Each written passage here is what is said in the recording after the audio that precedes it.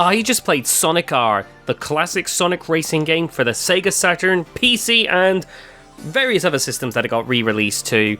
I first played this game back in the day on Sonic Gems Collection for the PlayStation 2, and I'm gonna be straight up, this is a guilty pleasure for me, but is it a good game worth playing?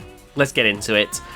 So, right away, one of the things that I should point out is the visuals are rough. Like, even for the time period, this game has so many, like, paper-thin walls, very low poly models, even for the time.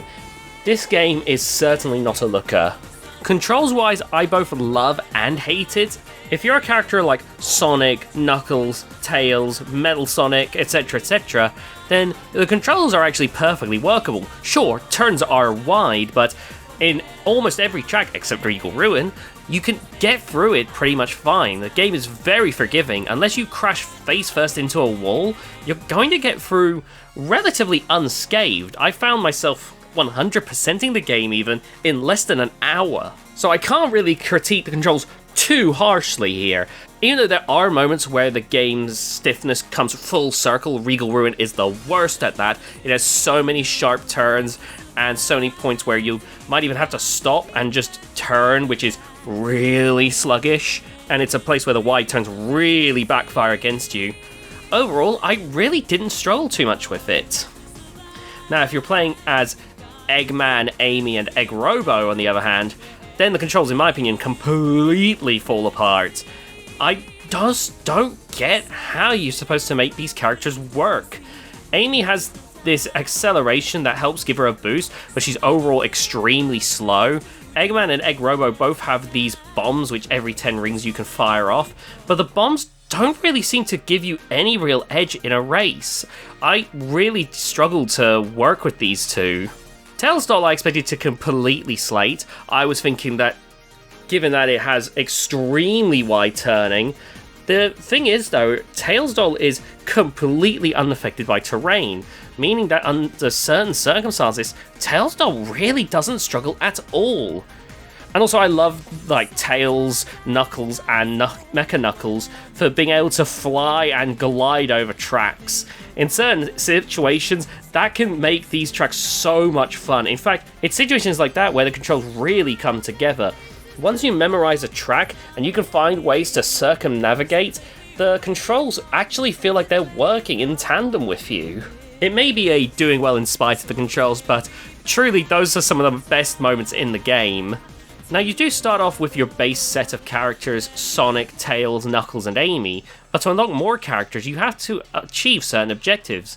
In each racetrack, there are these Sonic tokens. If you get 5 of those and finish in the top 3, you'll unlock a bonus character. And of course, there are 7 Chaos Emeralds hidden throughout the game. If you can get all 7 of them and finish first at the same time, you'll get Super Sonic.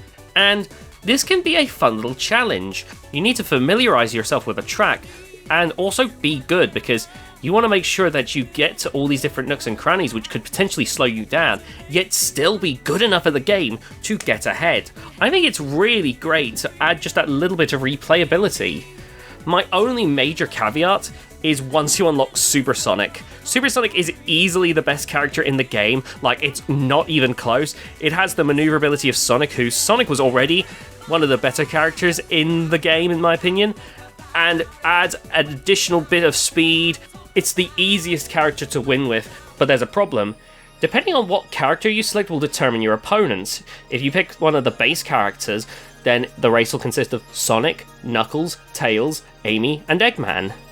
Whereas if you pick an unlocked character, the race will consist of Egg Robo, Tails Doll, Metal Sonic, Mecha Knuckles, and Super Sonic. Yeah, suddenly you're there with Tails Doll having to deal with the fastest character in the game. Safe to say, it completely turns it into just huge challenge run, and admittedly does ruin the unlockables for me. But as far as I know, there's no real way to reverse it. If there is, let me know down in the comments, because that would help invigorate my experience just a little bit more. Also, it has to be said, the music in the game is genuinely has some of my favourite tracks of Sonic history. Sure, it's a wide departure from what we are used to hearing from a Sonic game, but to this day, I think that helps it to stick out.